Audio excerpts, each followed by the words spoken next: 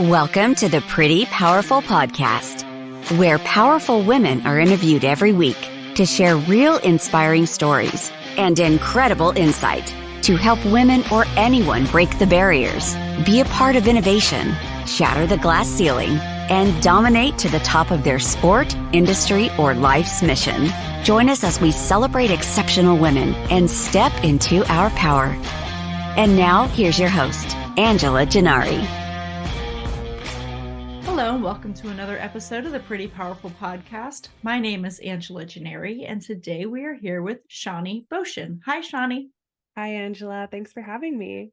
My pleasure.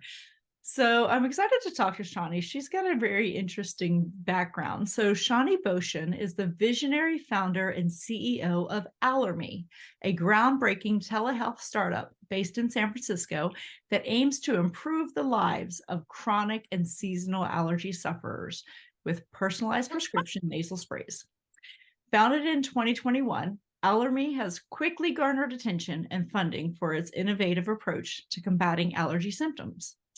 Born and raised in Palo Alto, California, Shani's family has a background in the medical field, and her father, Robert Bocian, MD, PhD, FAAAI, I think you're right, is a professor of allergy immunology at Stanford University. Her father's expertise and passion for helping patients with rhinitis, am I saying that right? Rhinitis? That's exactly right. And hay fever served as a catalyst for Allermi's creation. With Shani's mission to help people improve their health and her father's decades of clinical experience, Allermi became a family endeavor. They assembled a team of dedicated professionals, including 6 full-time employees on the operational side and approximately 20 licensed physicians providing telehealth services across all 50 states. So super cool. So I love that you have family support in this. That's really huge. It really is. Working with my family, my dad in particular, has been amazing. Yeah, that's so cool. Yeah. So you was this his idea, your idea? Like, how did this all come about?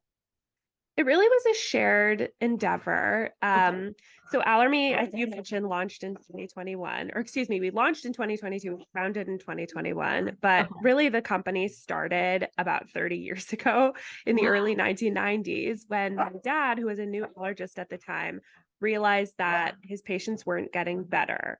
They were taking over-the-counter medication. They were taking a lot of oral medication, pills and syrups to combat their allergies, but they weren't improving. There were a lot of side effects that they were experiencing. And so what he started doing, he's an MD, PhD, as you said, so he's a scientist by training, was he started having people buy different medications and then go to their kitchen sinks and take a nasal spray bottle and do a teaspoon of this and 3 tablespoons of that and do their own kind of chemistry in their kitchen sinks and create these amazing formulas that they would then spray up their noses, and it would work incredibly well to relieve their symptoms.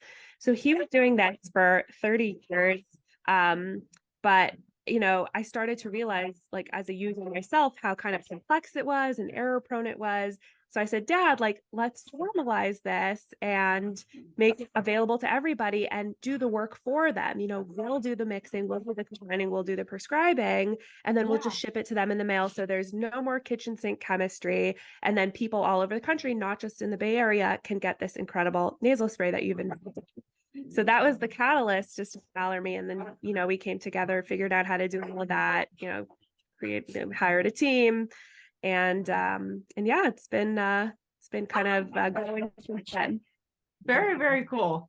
I know you have some dogs wrestling in the background. I'm sorry. So for anyone who's listening and they don't understand what's happening, there's some puppy dogs playing in the background. They're super cute. So if I'm going to try. Yeah, you can see them over here in my mirror. I'm going to try and mute when I'm not talking. So you can hear the barking. Okay. So your dad has this really cool nasal spray that he's putting out, and mostly it's for Bay Area because that's where he is. So how difficult was that to get bigger distribution beyond the Bay Area? It's definitely a process. There's a lot of legal work involved, regulatory work involved. You have to make sure you're licensed in the state where you're prescribing to. There's this field called telemedicine, which I guess most of us are familiar with after COVID, where you basically have your interaction with your doctor on the internet and you don't need to see them in person. And so that enables us to reach patients all over the country just by kind of hosting our doctor-patient interactions online rather than in person.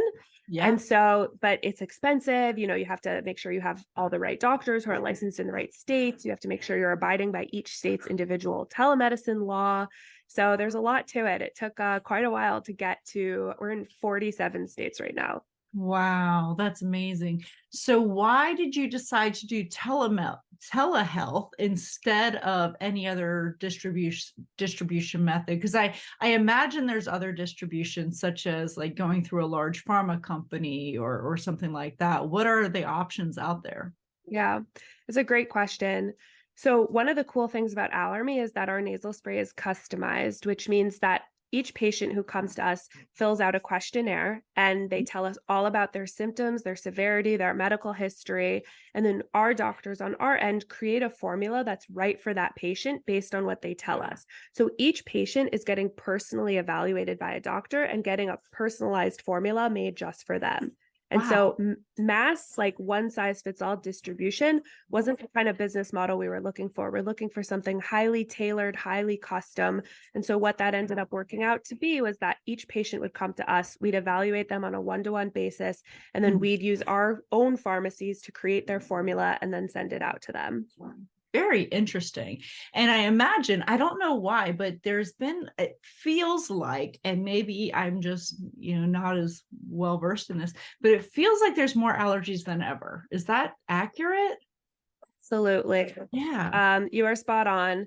As our climate is changing, there is more pollen in the air. Pollen seasons are starting earlier and ending later. Plants are putting out significantly more pollen.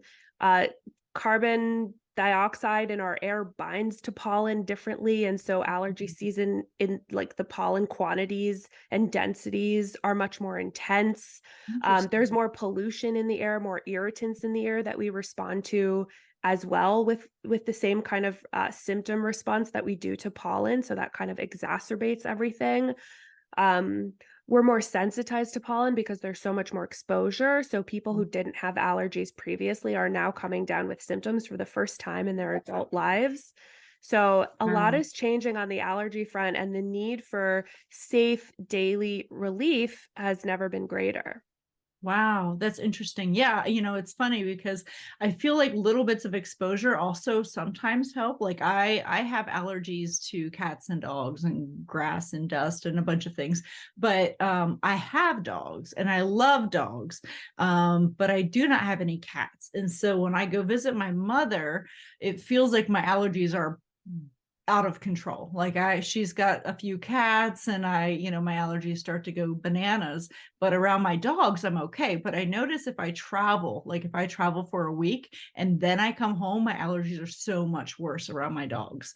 So do you think that's just, it's a daily exposure thing, or how does that work? Absolutely. It's kind of like how the way allergy shots work, where when you get continuous exposure to an allergen, your body kind of recognizes it as not this foreign body that it's trying to fight against by causing a lot of inflammation. So if you're exposed, so that's what happens. So people who get pets and they're really allergic to them, usually people end up kind of accommodating to their own pets, thank goodness, which is, maybe to give some hope to people who have new pets out there or who want a pet. Yes, you become, you inhale their dander proteins so much that eventually your body becomes used to them. Okay, interesting. So would you say on the front of, as you're starting this company, what challenges did you have to overcome in starting this business? Yeah, I mean, I think starting any business, the first challenge to overcome is kind of excuse my dogs. That's okay. But the first challenge to overcome is kind of the self-confidence that you can actually do this and that this is something that the world actually needs and you're the right person to do it. So when I think about the very, very beginning, I had this idea and I told a couple of people about it, and some people were really encouraging and other people were like, oh, if this were a good idea, someone would have done it already. Or other people were like, you have a master's in education, go be a teacher. We have enough entrepreneurs, like we need teachers. Yeah. And I felt like really dejected by that. There was one investor who I talked to way early in the beginning, and that's what he said to me. He said, look, like, we have a company is if this were a good idea, someone would have done it already. Go be a Wow. teacher. The world needs more teachers, not more entrepreneurs. And I Oh listened to him. gosh. I know if he's not a bad guy. I think he truly was trying to give me advice. I was young, I was naive. He's like, the chance of this working is so minimal, like go do something you'll succeed at. So I listened to him, unfortunately. Oh, no. And I went and I was like, oh, this isn't going to work. I'm going to go be a teacher again. So I went back to school the next year for teaching and taught for a year. And I thought about Allermi every single day. And every night I'd come home from my classroom and I would go mix up formulas in the sink and I would write business plans and do branding exercises. And finally, at the end of the school year, that's when my parents were like, okay, Shani, like, it's a cacophony of barking over here. They were like, okay, Shani, like, if you want to actually pursue this, move back home. We'll support you. They were kind enough to let my boyfriend, who's now my husband, at the time come and live with us. And they were like, if you want to focus on your startup, like quit teaching, come and focus on this full time. So I was incredibly blessed in that regard. But I think getting over that initial rejection and if you believe in something and truly believe in the mission and also believe that you're the right person to do it, like no naysayers can stop you at that point. Absolutely. So I love that your story reminds me so much of another guest on our show who her father is a physician, and he came up with a concoction for hydration called BioLite. And her name is Jessalyn Rollins. And she, very similar, had a very different degree, right? Her degree was in theater. And so her father came to her and said, hey, listen, I've got this idea. I think it could help people. I need you to go run this company for me. Wow. Oh my God. So she didn't have any business training. She didn't have any like backing on, like I said, she was focused on theater and production. And, this was so far out of her wheelhouse, but she believed in the mission. She believed in helping people and finding a way to, combat hydration, especially for sports teams. And her mother actually was going through cancer treatments. And so that's why her father invented it. But it reminds me so much of that story. You guys have a very, very similar path. And you have these brilliant fathers who come up with this amazing idea, and you are the one to say, let's take this to the masses and let's figure out how to help people outside of, our general area. So I love that. That's an incredible story. I'd love to meet her and I'll definitely look her up. Yeah. I think you guys have so much in common just in your journey. And I think you guys would, your stories resonate. So that's really cool. Wow. So as you're starting the company, you launched it fairly recently. 2021 is when you founded the company. So it's still pretty new. What have you found to be the biggest challenges in terms of like, what has surprised you the most? Yeah, so we've been on the market for 13 months at this point. We opened up to the market in September of 2022. Okay. And some of the biggest challenges, well, there's a lot of education that comes with prescribing a medication, and there's a lot of education that comes with prescribing a brand new medication, a custom medication, a prescription medication, nasal spray in general, just like a really complicated. It's not like putting a tablet in your mouth and swallowing. It's a more complex. There's a lot of explanation around each of the ingredients we use, how to take the nasal spray. So I don't know if I was surprised by this, but it's definitely been a big challenge is figuring out how to educate people around their new prescription nasal spray in the way that will optimize their results and get them the relief that they need.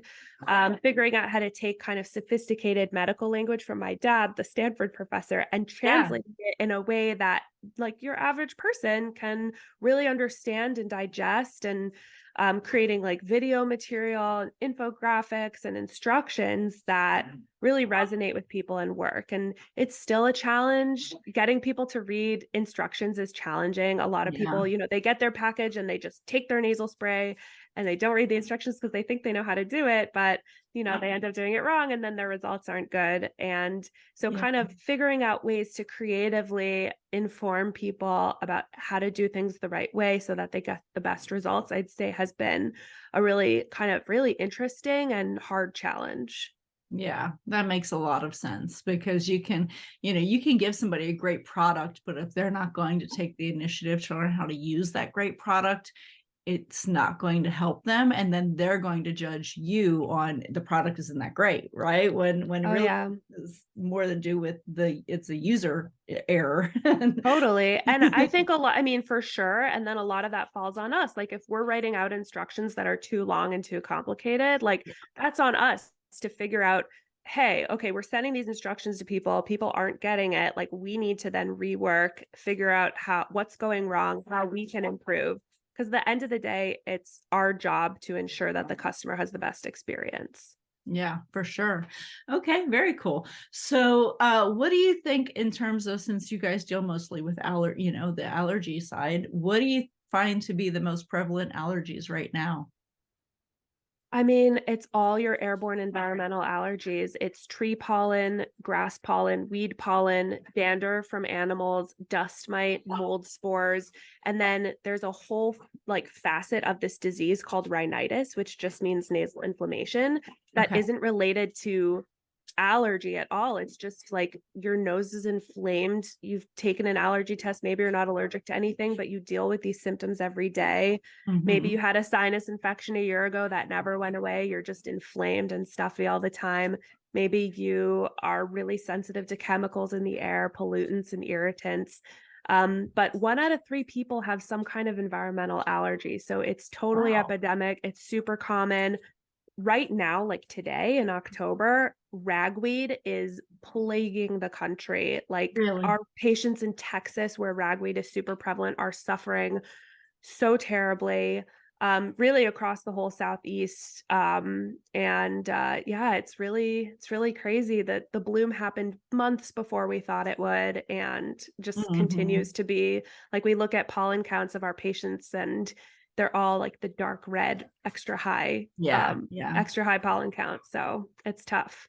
Interesting. I wonder if, as we're doing this globalization, right? Like things are coming over, like I'm bringing this up, which is kind of irrelevant, but not. But I was talking to somebody the other day, and he's a writer, and he was doing a story on the Duro spider coming over on a ship from China. Like, I wonder if the globalization of our world and products coming in that we're exposed to pollutants and things that we're not used to. Do you think that has any impact?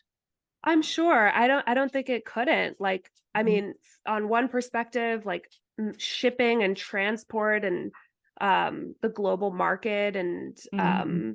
and how much um pollution, like massive import and export brings. Like Yeah, we yeah. didn't have import and export on this level, 100, 200 years ago. Like that's massively changed the way that our climate and our air quality looks. Um, like that's a really interesting point about the spider, like maybe non-native plants and the way that now Yeah. we have access to plants from all over the world that we can put in our Yeah. areas. Like Foods, the same thing, totally. with Yeah. all the foods that are coming across. Like we may not be allergic to peaches that are grown in Georgia, but peaches that are grown in Brazil might carry, different types of pesticides and environmental pollutants that we could potentially develop an allergy to. Yeah. That's an area I don't know enough about, but it's a really interesting point. Hmm.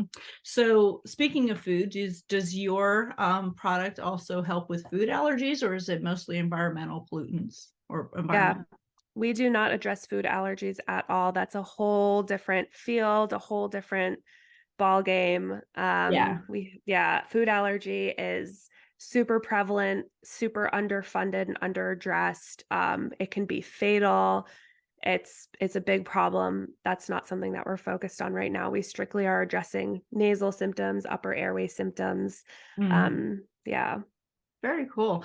All right. So, as you're starting your journey, you're fairly young, which is a great thing. That's a compliment. You're getting into the entrepreneurial space at a young age, which is an amazing opportunity for you, Thank you. because you have so much that you can learn and grow, and your perspective is different. What do you find to be your most effective marketing? We do all of our marketing on social media for the most part. We do some Google marketing and then we market to physicians, but the Mhm. majority of our marketing is on Facebook, Instagram, and TikTok. Yeah. And I mean, those are incredible platforms. I mean, I know we're all sick and tired of ads constantly when we're scrolling, but at the same time, I mean, I've learned about life-changing products while on social media. I've purchased dozens of products that I've learned about on social. Some of them I continue to buy to this day. Yeah. And it's really an incredible platform to be able to create video content, to share information and education, and to market to our target clientele in a way that's really efficient. So that's what Yeah. we've found to be the most effective so far. Yeah, I imagine that that would be the case because, obviously with all the tracking that goes on with Facebook and Google, they know how to target the right people. So That's right. Yeah. interesting. Okay, very cool. So you started this company in 2021, you launched in 2022.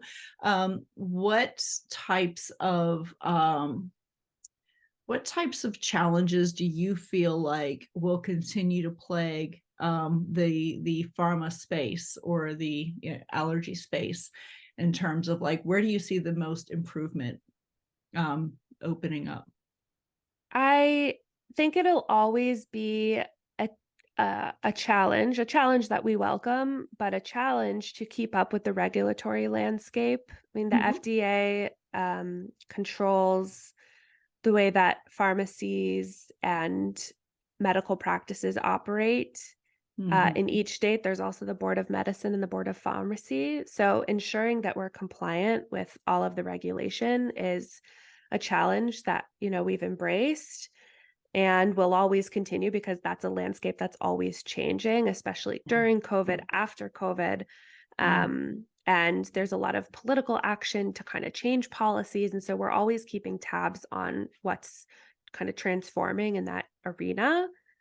Um, yeah, I think I'd say that's probably with regards to pharma, that's the biggest challenge there. I mean, our hope is that we really believe in custom medication, compounded medication. All of our nasal sprays are made on a custom made to order basis for each patient in a specialty pharmacy called a compounding pharmacy. And Okay. so these are extremely compliant, rigorous pharmacies that adhere to the highest standards that the Board of Pharmacy puts out.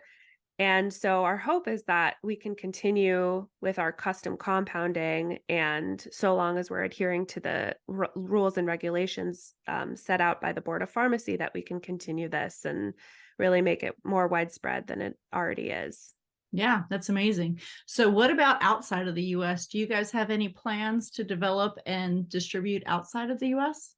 Not at the moment, no, but always on the table. Yeah, yeah. Well, I'm just thinking because I mean, I imagine that's got to be a huge need worldwide. Is It is. tackling It health. is. Yeah, allergies don't discriminate. They are everywhere. They definitely plague the Western world more, probably because of the hygiene hypothesis, which is basically the theory that if you grow up in a society where there's a lot of um, sanitization, hand sanitizing, vaccines, very clean, kind of Cloroxed, bleached environments, and you're not farming and out in the dirt and Mhm. exposed to a lot of people in close quarters, that if you grow up in that kind of hygienic environment, you're actually more likely to develop allergens because your immune system isn't as kind of well trained by pathogens in the environment, Mhm. or intruders in the environment.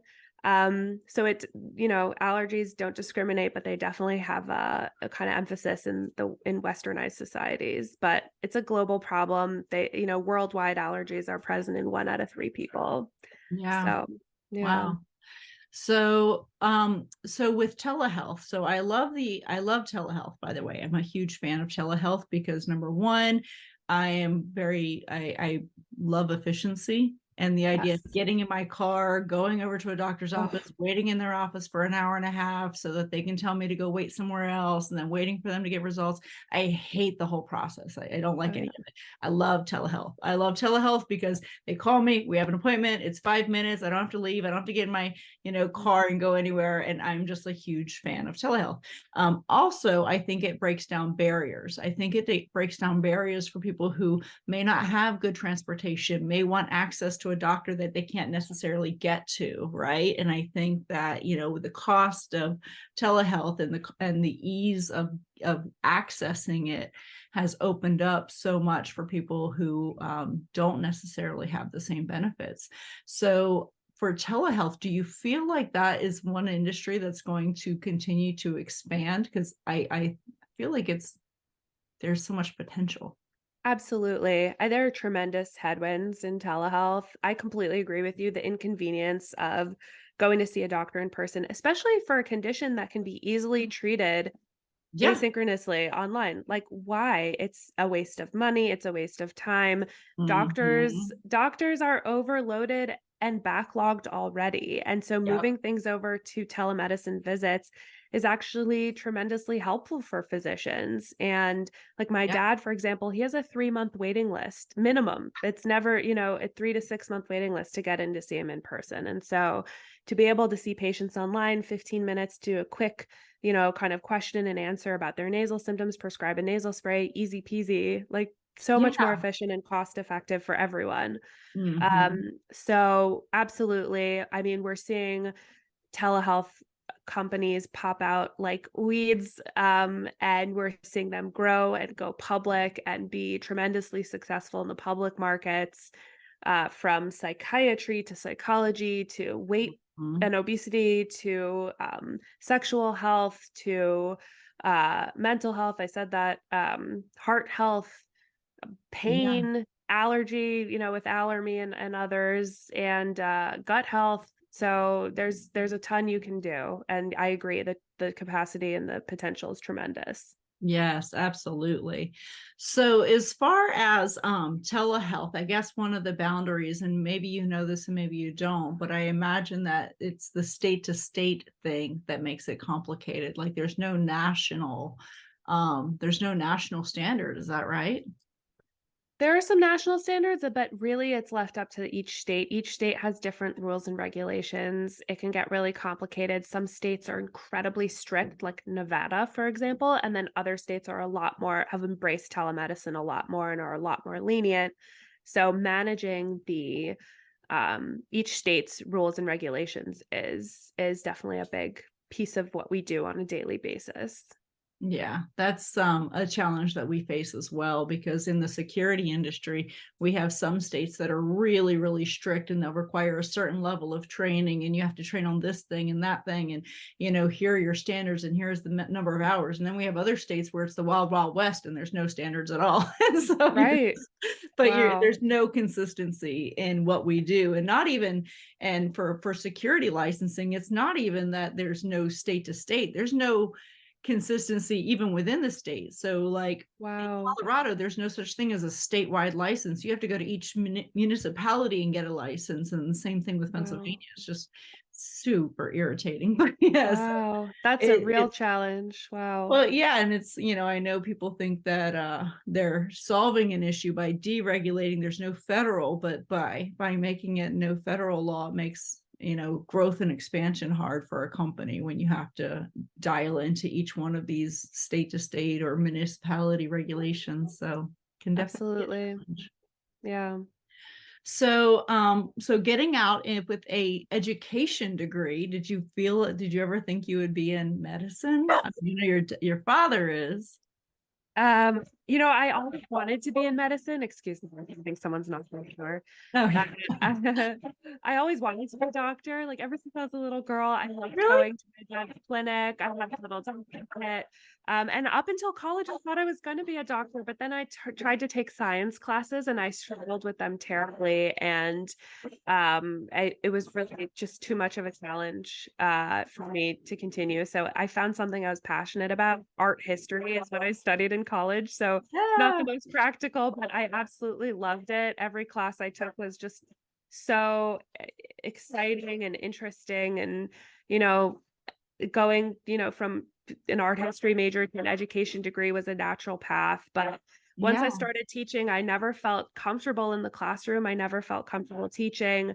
And I never felt like I was making a big enough difference in the world like I really wanted to. And so Yeah. when my dad and I kind of came together and decided that this was something feasible, I really felt like this was my calling and something that I could do to make the kind of macro level difference on the world that I wanted to, and actually do something big with my career. And so the transition was seamless. That's super cool. So do you think there'll ever be a day where you merge your two passions of education, art history, medicine, helping others?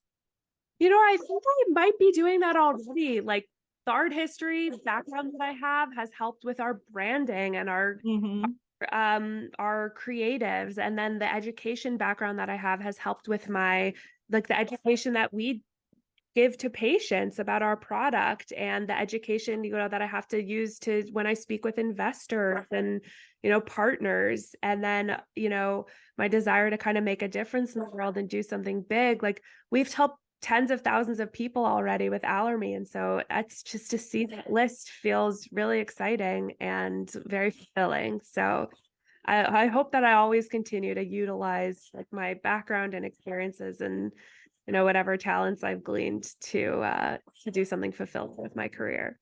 That's awesome. I love that so much. Yeah. And I think that's when you feel like you're really kind of reaching the pinnacle, when you can really merge all of your passions into one. So, I mean, with me, I have I have a security company, but my degree is in criminal psychology. I never thought I'd really use that, but psychology has helped in every aspect of what I do every single day. So Oh I my didn't God. think I'd ever be able to use my degree, but I use it more than you would ever imagine.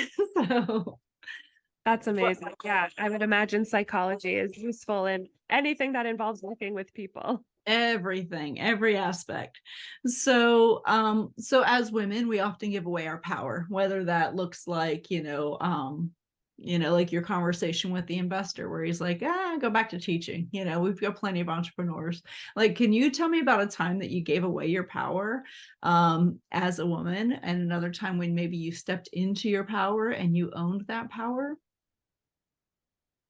That's such a great question. I mean, I tell that story about that investor all the time. It's hard my thoughts. Because it was such a profound moment of like sadness and rejection for me. And I don't know if that investor would have said that to a man. Yeah. I have a feeling like my youth and femininity and naivete had something to do with what he told me. And Mhm. then, that my youth, femininity, and naivete also had to do with my response and listening to that and hearing like a powerful older man tell me something like that I chose to listen to. It's the time that I think I absolutely gave up my power. And at the time I was like 24 years old, and now I'm 31, and I don't think I would ever react that way ever again. And so it Yeah. was a tremendous lesson. It was something that like I look back and I'm like, oh, could have started Allermi a year earlier if I Yeah. listened. But during that year I met my husband. I gained a lot of life experience. There's no regrets there, but giving up your power always comes with paying some kind of price. So I think of that incident as definitely a good reflection of that.